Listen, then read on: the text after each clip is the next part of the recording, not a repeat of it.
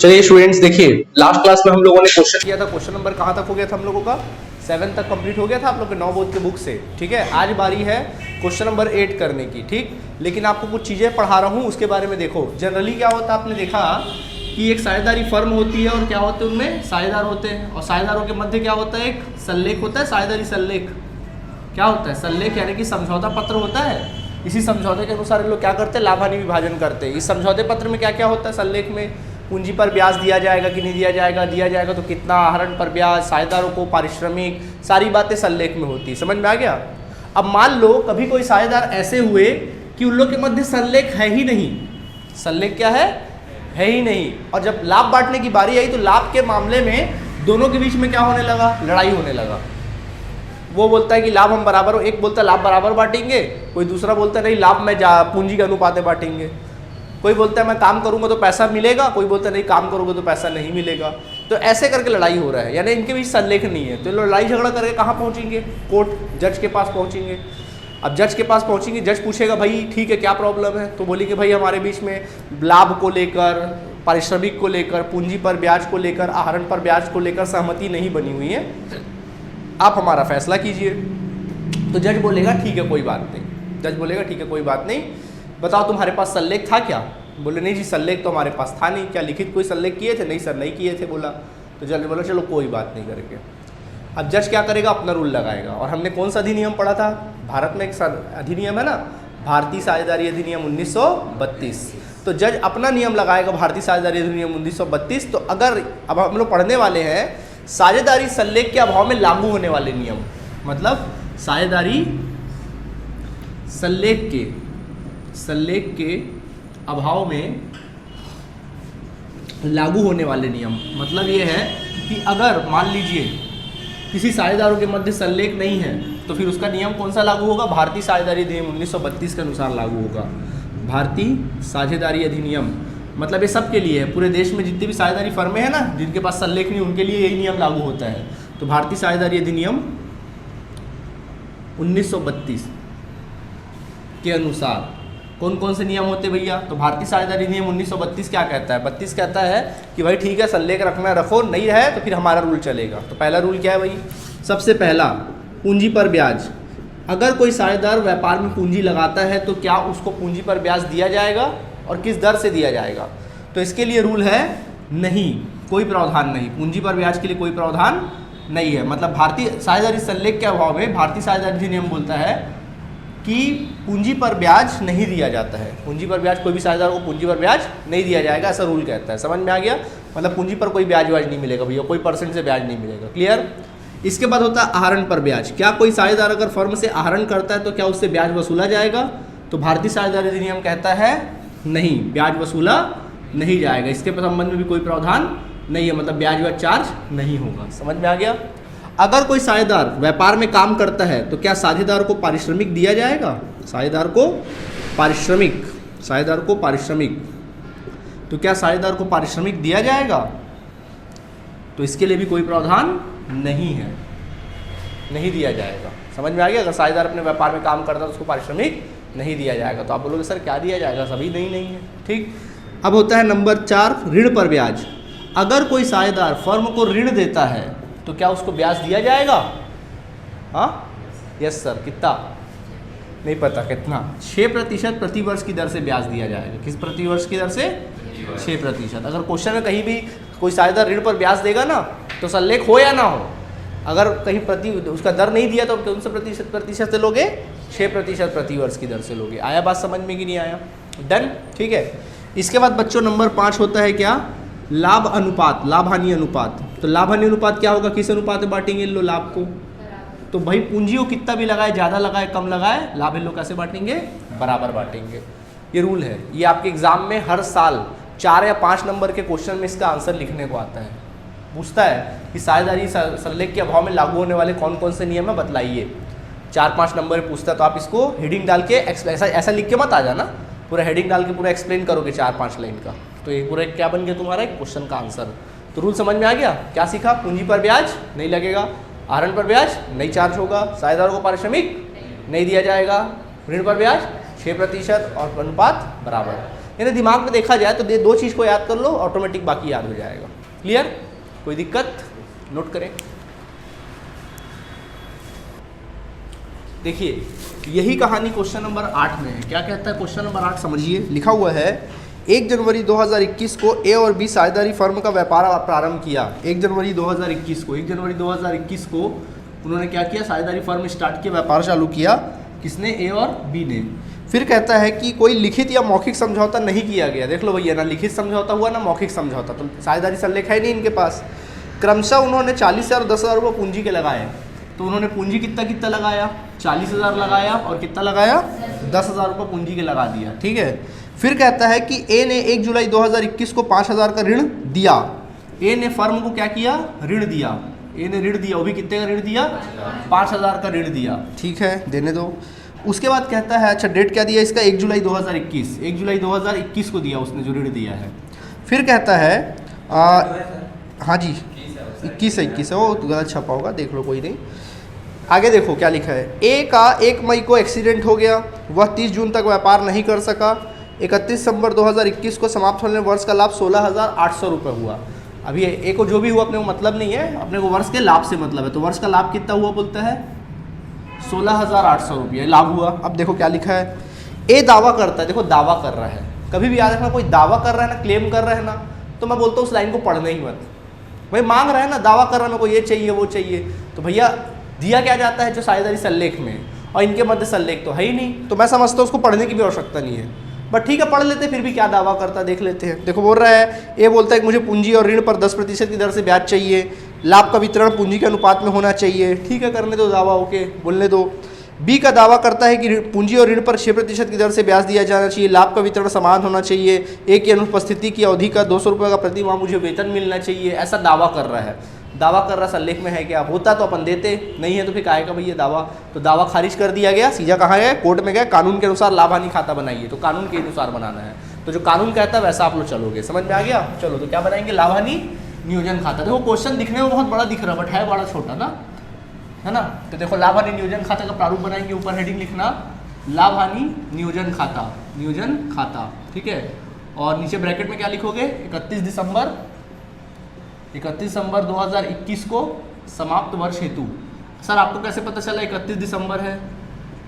कैसे पता चला मेरे को? क्योंकि व्यापार शुरू कब हो रहा है? 1 जनवरी को उन्होंने प्रारंभ किया, तो कॉमन सी बात है 31 दिसंबर को खत्म होगा। ठीक है, कॉलम क्रिएट कर लेंगे, समाकलन पक्ष है, और ये कौन सा पक्ष है? विकलन। चलो बोलो, शुरुआत कहाँ से करनी चाहिए?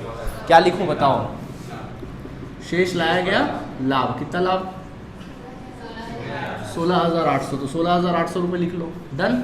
ठीक है, इसके बाद अब सुनो, पूंजी, क्या पूंजी की एंट्री होती है? नहीं।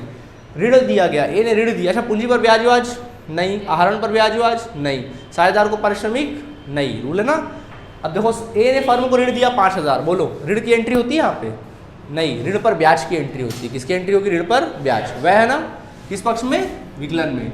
लिखेंगे ए के ऋण खाते, ऋण पे ब्याज खाते से, ए के ऋण पर ब्याज, तो ऋण पर ब्याज देना है आप लोग को, तो कैसे दोगे?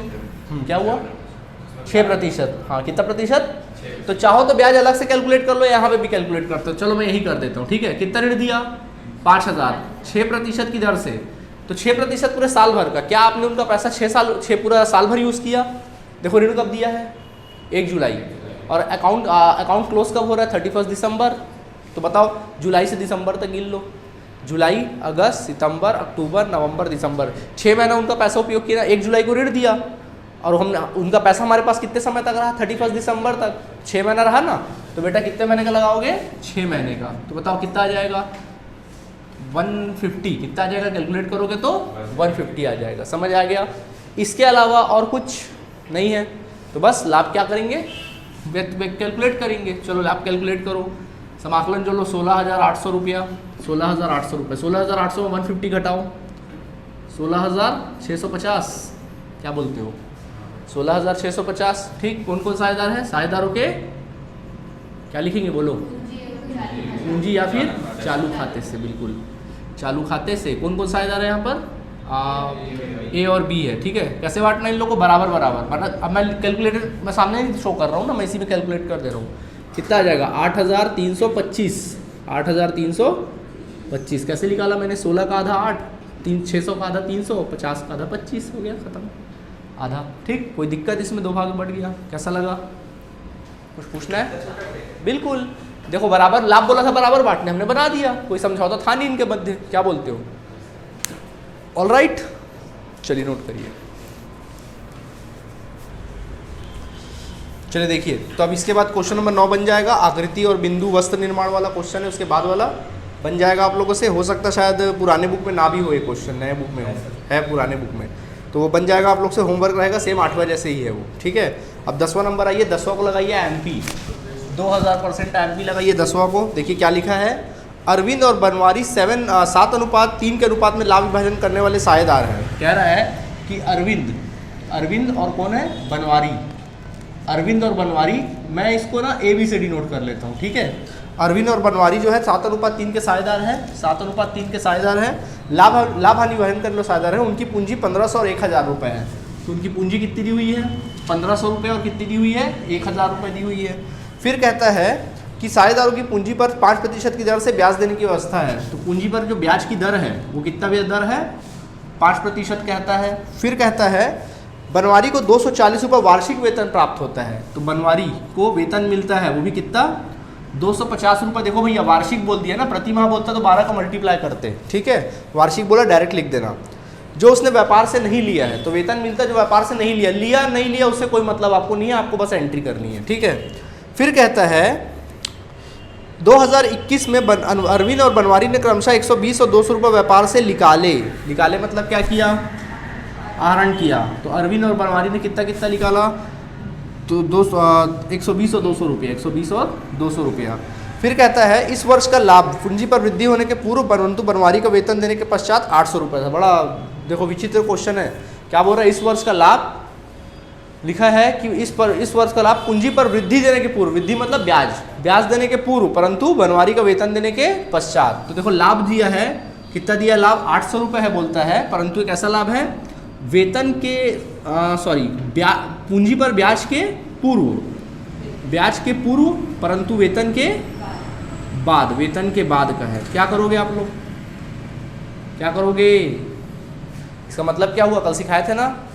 इसका मतलब ये हुआ कि 800 रुपये में ब्याज तो नहीं घटाया गया, तो ठीक है ब्याज नहीं घटाना चाहिए, परंतु वेतन के बाद मतलब वेतन घटा दिया गया, तो क्या करोगे? पुनः जोड़ दोगे, ठीक है। पुनः क्या कर दोगे? जोड़ दोगे, या फिर एंट्रीज मत करो, ये भी एक ऑप्शन है, ठीक है। आगे देखो फिर क्या लिखा है। इसके अलावा बोल रहा है कि 800 रुपये का 3 सही 1/8% मैनेजर को कमीशन के रूप में देना है, ठीक है। आगे बोल रहा है कि एक मैनेजर है, उस मैनेजर को आपको क्या देना है? कमीशन देना है। कितना देना है? 800 रुपये का 3 सही 1/3%। 800 रुपये का 3 सही 1/3% क्या देना है? कमीशन देना है। दे देंगे, कोई दिक्कत नहीं है, ठीक है। आपको कहता है कि आप क्या करिए? लाभ हानि नियोजन खाता क्या करिए? तैयार कीजिए, ओके। लाभ हानि नियोजन खाता तैयार कीजिए। देखो साझेदारों की पूंजी खाता भी लिखा, बट उसके बारे में अभी बात नहीं करेंगे, फिलहाल यहाँ तक बात करेंगे। कोई दिक्कत है यहाँ तक आप लोगों को? क्या बोल रहे हो? क्वेश्चन ही नहीं है, फिर एग्जाम्पल में दिया होगा, कहीं ना कहीं दिया होगा। MP क्वेश्चन है भाई, आ चुका कई दफ़े एग्जाम में ना, देख लो। चलो स्टार्ट करें बनाना। बोलो किस साइड एंट्री करेंगे? समाकलन में लिखेंगे शेष लाया गया। अब देखो इन लोग का सल्लेख और लेख सब है ना, तो सीधा बनाओ। कितना लाभ है? 800 है, परंतु 800 लिखोगे, 800 में वेतन को जोड़ लोगे। वेतन कितना था? 250, 240, 250 है ना। कितना था? 250 था, नहीं यार 240 था वो, 250 नहीं 240 है, 240 है, 240 वार्षिक वेतन पाता, ठीक है। 240 तो जोड़ो तो 240 कितना आ जाएगा? 1040। समझ में आ गया? अब अपना काम करो, बोलो पूंजी की एंट्री होगी, पूंजी पर ब्याज किस साइड? विकलन में लिखना, पूंजी पर ब्याज खाते से, पूंजी पर ब्याज खाते से कितना पूंजी पर ब्याज है? 5%। तो चलो 1500 का 5% कितना आएगा? 75। 1500 का 5% कितना आ जाएगा? 75। और दूसरा क्या है? बनवारी का देखो कितना है? 1000 का 5% 50, दोनों को ऐड करो 125। समझ आ गया?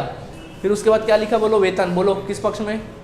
विकलन में। क्या लिखेंगे? बनवारी के वेतन खाते से, बनवारी के वेतन खाते से कितना वेतन बोला है? 240 वार्षिक बोला ना, डायरेक्ट लिख देना। समझ में आ गया? 240 बोला वार्षिक, डायरेक्ट लिख दो, डन। इसके बाद आहरण की एंट्री होती है क्या? नहीं होती, वेरी गुड। लाभ की एंट्री हो चुकी है सर। मैनेजर का कमीशन बोलो विकलन में, तो विकलन में लिखेंगे मैनेजर के कमीशन खाते से, मैनेजर के कमीशन खाते से, कमीशन खाते से, ठीक है। तो बेटा मैनेजर का कमीशन कितना बोला है 800 का, 3 सही 1/8%, तो अलग से निकाल लें। तो लिखे मैनेजर का कमीशन, वर्किंग नोट में लिखना, यहाँ लिखता हूँ चलो, मैनेजर का कमीशन, मैनेजर का कमीशन। तो मैनेजर का कमीशन आप लोग लिखेंगे कितना 800 का, क्या बोला है 3 सही 1/8% बोला ना। तो देखो 800 गुणित 8 दिया 24 और 1 25, 25/8, क्या बोलेंगे 25/8 गुणित 100, ऐसा नहीं समझे, ठीक है, क्योंकि इस परसेंट है ना, परसेंट 100 में नहीं लिखते हैं। 0 0 क्या हो जाएगा कैंसल, 8 और 8 कैंसल, आंसर क्या आ गया 25 आ गया 25। तो यहाँ कितना लिख लेंगे 25 रुपया, समझ आ गया। और कुछ बचा तो बस लाभ को बांट देते हैं। तो समाकलन जोड़ना और विकलन क्या कर देना, घटा देना, और लाभ को बांट देना। देखो कितना है 1040, 1040, चलो जोड़ो कितना हो जाएगा 2 और 1 3, 300, 300 वो हो गया 25 25 50 50 50 390, 390, 390 देखो शून्य, 14 में से 9 जाएगा 5, ठीक है, 9 में से 3 जाएगा 6, 650। बेटा आंसर क्या आया 650, ठीक है। तो 650 क्या लिखेंगे साझेदारों के पूंजी या फिर चालू खाते से, साझेदारों के पूंजी या फिर चालू खाते से लिख दीजिएगा, ठीक है। कौन कौन है, अरविंद और बनवारी। किस अनुपात में बांटोगे 7:3। बांटना आता है ना तुम लोगों को, बांट लोगे कैलकुलेट करके, समझ में आया। कुछ पूछना है क्या, इस क्वेश्चन में कुछ अलग बताया, सब एक ही था, नोट करेंगे। चलिए देखिए अब बारी है क्वेश्चन नंबर 11 की, ध्यान दीजिएगा आप सभी। लिखा है सीता व गीता एक फर्म में साझेदार है, सीता और गीता दोनों एक फर्म में साझेदार है। 1 जनवरी 2021 को उनकी पूंजी क्रमशः, 1 जनवरी 2021 को उनकी जो पूंजी थी वो कुछ इस प्रकार थी। पहला 60,000 रुपये था और दूसरे का जो पूंजी था वो कितना था 50,000 रुपये था, ठीक है, ये उसका दिया हुआ है। आगे कहता है उन्हें पूंजी पर 7.5% ब्याज दिया जाता है। पूंजी पर क्या दिया जाता है, ब्याज। पूंजी पर जो ब्याज दिया जाता है वो दिया जाता है 7.5%, यानी कितना 7.5% ब्याज दिया जाता है। फिर कहता है कि सीता ने 1 जुलाई 2021 को फर्म को 16,000 रुपये का ऋण दिया। सीता ने फर्म को ऋण दिया, कौन सी तारीख को दिया 1 जुलाई सन 2021 को ऋण दिया, वो भी कितना दिया 16,000 रुपये का, ठीक है। फिर कहता है कि गीता को 8,000 रुपये वार्षिक वेतन दिया जाता है। गीता को क्या दिया जाता है, वेतन दिया जाता है, वो भी कितना 8,000 रुपये। देन फिर लिखा हुआ है 31 दिसंबर को उपयुक्त लाभ समायोजन के पूर्व 18,000 रुपये था। लाभ जो दिया है कितना है साल का 18,000 रुपये, सब समायोजन के पूर्व था। आपको लाभ हानि नियोजन खाता बनाना है, ओके, ठीक। चलिए बनाना स्टार्ट करें, क्या बोलते हो, ठीक। बोलो शुरुआत कहाँ से करें, बोलो क्या लिखें, शेष लाया गया, ठीक है। कितना कितना शेष लाया गया, वही लाभ 18,000, कितना लिखेंगे 18,000, डन, ओके। पूंजी की एंट्री तो होगी नहीं, पूंजी पर ब्याज विकलन में, तो विकलन में लिखिए पूंजी पर ब्याज खाते से, पूंजी पर ब्याज खाते से, ठीक है। बोलो कितना कितना पूंजी पर ब्याज है, कौन कौन है, सीता और गीता। तो सीता का 7.5% निकालो, चलो देखो सीता का पूंजी पर ब्याज, अलग से वर्किंग नोट पे लिखो पूंजी पर ब्याज लिख लीजिए, ठीक है। तो कैसे करोगे, सीता का देखोगे कितना 60,000 है, 60,000 का 7.5%, 7.5% निकालना है। देखो इसको सॉल्व करो, 60,000 इंटू कितना 7 दूनी 14, 14 और 1 15/2 गुणित 100, समझ गए, ठीक है। तो देखो 2 0 कैंसिल हो जाएगा, ठीक है, 2 एकम 2, 2 तिया 6, 300, तो 15 तिया 4500, कितना आ गया 4500 आ गया। वैसे ही गीता का निकालोगे कितना है 50,000 है, 50,000 का 7.5%, 7.5%, तो कैसे करोगे, तो देखो कितना होगा 50,000 का 7.5%, 15/2 गुणित 100, समझ गए। 2 0 कैंसिल हो जाएगा, ठीक है, 2 एकम 2 और ये हो जाएगा कितना 250, तो 15 इंटू 250 कर दो, 250 इंटू कितना करेंगे 15, तो देखो 15 शून्य शून्य, 15 पंचे 75, 7, 15 दूनी 30, 30 37, 37 50, कितना आ गया 3750। समझ आया कि नहीं आया, आ गया 3750। तो बेटा यहाँ पे लिख देना कितना 4500 और फिर कितना 3750, दोनों को ऐड कर कितना हुआ 4 3 7,750, नहीं 8,250, 8,250, ठीक है, नहीं है ठीक, ओके। आगे देखें, इसके बाद बोल रहा है कि उसने ऋण दिया, क्या ऋण की एंट्री होती है, किसकी एंट्री होती है, ऋण पर ब्याज की एंट्री। तो लिखेंगे ऋण पर ब्याज खाते, किसके, एस के ना, सीता के, सीता के ऋण पर ब्याज खाते से कितना ब्याज लगाना पड़ेगा, कुछ बोला है देखो ब्याज के बारे में? नहीं बोला है, तो कितना लोगे? 6%। ठीक है, तो देखो 16,000 का कितना परसेंट? 6% पूरे साल भर का। ठीक, और कितने महीने का लगाओगे? कितने महीने का? कब दिया ऋण? देखो 1 जुलाई। कितने महीने का? 6 महीने का। तो यहाँ लिखेंगे 6 महीने का। नहीं समझे? ठीक है, 16 छक्के कितना होता है? 96। देख लो, निकालो। 1600 कितना हो गया? 16,000। 16,000 इंटू कितना? 6/100 गुणित 6/12। 1 0 0 कैंसिल हो जाएगा। 6 कम 6, 6 दूनी 12, 2 1 कम 2 80, 8 छक्के 48, 480। कितना आ गया? 480। समझ आया कि नहीं आया? ठीक, आ गया। इसके अलावा और कुछ बोला? वेतन। हाँ, क्या देना गीता को? वेतन। बोलो किस पक्ष में? लिखेंगे गीता के वेतन खाते से। गीता के वेतन खाते से। बोलो कितना? 8,000 वार्षिक दे दिए, खत्म करो। ठीक है, और कुछ नहीं है। अब देखो क्या निकालना पड़ेगा अपन को? लाभ या हानि निकालेंगे। तो बताओ क्या लगता है, ज़्यादा क्या है? समाकलन विकलन? 18,000 रुपये लिख लीजिएगा। 18 में चलो इन लोगों को हटाओ। 8 8 16, 16,730। 18,000 में से कितना घटाएंगे? इनको जोड़ो। 8 8 16, 4 2 6, 6 6 6 6 730। कितना आ गया? 16,000। 16,730 है ना। 0 10 में से 3 जाएगा 7, 9 में से 3 2 जाएगा, ये 7 जाएगा 2, और इधर पे 7 में 6 जाएगा 1, 1270। कितना आ गया? 1270। नहीं आया समझ में? आ गया 1270। अब देखो यहाँ क्या लिखेंगे? साझेदारों के पूंजी व चालू खाते। साझेदारों के पूंजी या फिर चालू खाते से। समझ में आया? कौन कौन है? सीता और गीता। अब चेक करो किस अनुपात में बांटना है, किस अनुपात के साझेदार है। बोला इस क्वेश्चन में? जब नहीं बोला तो क्या करोगे? बराबर बांटोगे। क्या बांटोगे? बराबर। तो चलो बेटा बराबर बराबर बांट दो। आता ना बराबर बराबर बांटना? कितना आएगा? वेरी गुड, 635 और 635। नहीं आया समझ में? है इजी, नोट करिए जल्दी से। देखिए अब जो क्वेश्चन बताने जा रहा हूँ वो आपकी एग्जाम्पल से है। क्वेश्चन नहीं बल्कि एग्जाम्पल से। एग्जाम्पल नंबर 4 है। देखो क्या लिखा है। लिखता है ए और बी एक फर्म में साझेदार है जो लाभ हानि अनुपात 3:2 के अनुपात में बांटते हैं। ए और बी साझेदार है जो लाभ हानि अनुपात 3:2 में बांटते हैं। फिर लिखा हुआ है 1 जनवरी 2012 को उनकी पूंजी क्रमशः 50,000 और 40,000 रुपया है। तो उनकी पूंजी कितनी है? 50,000 और 40,000 रुपये उनकी पूंजी है। फिर उसके पश्चात लिखता है पूंजी पर ब्याज 5% की दर से देना है। पूंजी पर ब्याज क्या करना है? 5% की दर से पूंजी पर ब्याज देना, साथ में कमीशन भी देना है बोलता है। तो कितना कमीशन देना है बोल रहा है? ए को 6,000 रुपये प्रति वर्ष की दर से वेतन देना है। तो ए को क्या मिलता है? वेतन मिलता है। ए को मिलेगा वेतन, वो भी कितना? 6,000 रुपये प्रति वर्ष। ओके, साल भर का वेतन मिलेगा 6,000 रुपये। देन फिर लिखता है बी को शुद्ध लाभ पर 5% कमीशन देना है। तो बी को क्या करना है? कमीशन देना है। बी को कमीशन देना है, वो भी कितना परसेंट? शुद्ध लाभ का। शुद्ध लाभ का 5%। जितना शुद्ध लाभ होगा उसका कितना परसेंट? 5%। ठीक है, अब देखो क्या लिखा है इसमें आगे। कहता है कमीशन देना है जो कि जो कि इस कमीशन को लगाने से पहले था। मतलब शुद्ध लाभ का कमीशन देना है, बट ऐसा लाभ पे जो कि कमीशन लगाने के पहले था। भाई लाभ जो आता है 2 तरह का होता है। एक लाभ जो अपन समाकलन साइड में लिखेंगे वो वाला लाभ। अब वो लाभ को अपन घटाते, एक लाभ वो होता है जो अपन बांटते हैं साझेदारों में सब खर्चे को घटा के। ये क्या बोल रहा है? सारे खर्चे को घटा दो कमीशन घटाने के पहले। मतलब ऐसा शुद्ध लाभ जो कमीशन के क्या हो? पहले हो। कमीशन के पहले वाला शुद्ध लाभ। आया बात समझ? मतलब उसमें कमीशन घटा नहीं होना चाहिए। बताएंगे इसके बारे में।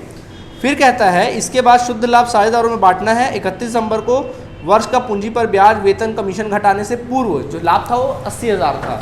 मतलब लाभ दे दिया 80,000 रुपये। बोल रहा ना साफ साफ कि ब्याज वेतन और कमीशन के पहले 80,000 था। ठीक है, टेंशन की बात नहीं है। बाद बोलता तो टेंशन की बात है। ठीक है, ओके, चलो बनाना चालू करते। तो बोलो समाकलन साइड में क्या लिखेंगे? शेष लाया गया। कितना लिखेंगे? 80,000। Very good. ठीक है, चलो अपना काम करें अपन लोग। 80,000 लिख दिए। अब समझो ये 80,000 हो गया। अब चलो देखो पूंजी की एंट्री तो होगी नहीं। पूंजी पर ब्याज विकलन में क्या लिखेंगे? बोलो पूंजी पर ब्याज के बारे में। पूंजी पर ब्याज खाते से। बोलो कितना कितना पूंजी पर ब्याज है ए और बी का? बोलो कितना? 50,000 का 5%, 2,500, और उधर 2,000। कितना हुआ? 4,500। समझ आया कि नहीं आया? ठीक, आगे देखें। वेतन बोलो किस साइड? विकलन में। ए के वेतन खाते से। ए के वेतन खाते से। ठीक है, कितना दिया देखें? 6,000 रुपये दिया हुआ है। ठीक है, अच्छा फिर बोला है बी को कमीशन देना है बॉस, तो क्या लिखेंगे, बी के कमीशन खाते से, बी के कमीशन खाते से। तो चलो समझो, बी के कमीशन खाते से। तो सवाल उठता सर किसका कमीशन, शुद्ध लाभ का। तो अगर शुद्ध लाभ का कमीशन बोलता डायरेक्ट अपन क्या करते, 80,000 का 5% लिख देते। परंतु इसमें क्या बोला है, ऐसा लाभ जो कमीशन के पहले हो।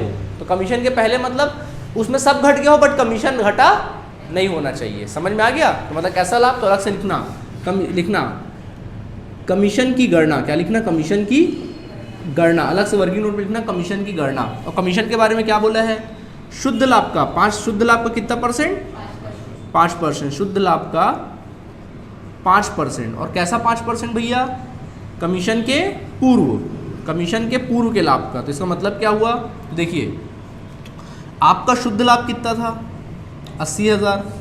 तो ये 80,000 शुद्ध लाभ है, तो इसमें कुछ खर्चे हुए ना, पूंजी पर ब्याज, कमीशन, वेतन, ये 2 खर्चे हुए। तो दोनों खर्चों को घटा दीजिए। तो पहले क्या कर दीजिए, ब्याज घटा दीजिए। ब्याज कितना, 4,500 ब्याज का घटा दीजिए। और फिर क्या है, वेतन, तो वेतन को भी क्या कर दीजिए, घटा दीजिए। ठीक है, कितना रुपये वेतन है, 6,000, यानी कुल मिला के कितना, अरे हाँ 80,000, ठीक ठीक। तो 80,000 में कितना घटाएंगे अपन लोग, 10,500, 6 4 10,500, ठीक। तो 80,000 में 10,500 घटाओ, कितना आएगा, 70,000, 69,500, कितना है, 69,000। देखो ये ऐसा शुद्ध लाभ है जिसमें कमीशन घटाया नहीं गया है, और कमीशन हमको पता भी नहीं था, तो कहाँ से घटाते। समझ आया बात। इसका देना है आपको 5%, बात समझ में आई, इसका 5% देना है। तो देखो कैसे करोगे, लिखोगे कमीशन बराबर, कमीशन बराबर 69,500 का कितना परसेंट, 5%। ठीक है, कितना आ जाएगा बोलो, कितना आ जाएगा, 3,450 और 25, 3,475, 3,475 आएगा, नहीं समझे, 3,475। समझ आया कि नहीं आया, ठीक है, ये आ जाएगा, कोई दिक्कत बोल दो, पक्का आ गया। तो देखो अब खाता क्या करेंगे, बंद करेंगे, समाकलन जोड़ेंगे, कितना हो गया, 80,000। अच्छा कमीशन कितना है, 3,475, नहीं आया समझ में। अब लाभ निकाल सकते हैं, चलो लाभ निकालो जल्दी जल्दी। कितना था, 69,500 आ गया था यहाँ तक, तो उसमें 3,475 घटा दो। ये देखो समाकलन जोड़ो, विकलन घटाओ, ठीक है। तो कितना जाएगा, 10 में से 5 जाएगा 5, 9 में 7 जाएगा 2, 4 में 4 जाएगा 0, फिर कितना है, 9 में 3 जाएगा 6, 66,025, 66,000 कितना आ गया, 25। कौन कौन साझेदार है, साझेदारों के पूंजी या फिर चालू खाते से, पूंजी या फिर चालू खाते से। ठीक है, कौन कौन साझेदार है, ए और कौन है, बी है। ठीक है, किस अनुपात में बांटना है, बांट लोगे कि नहीं बांटोगे, बढ़ जाएगा, 66,025 को बांट लोगे, कोई दिक्कत नहीं आया समझ में। तो चलिए आज की क्लास में हम लोग का लाभ हानि नियोजन खाता क्या हुआ, पूरी तरीके से समाप्त। अब लाभ हानि नियोजन खाते के जितने भी क्वेश्चन होंगे उसको बनाएंगे। कल हम लोग साझेदारों का पूंजी खाता सीखेंगे। आई बात समझ में। चलिए कुछ पूछना है, थैंक यू।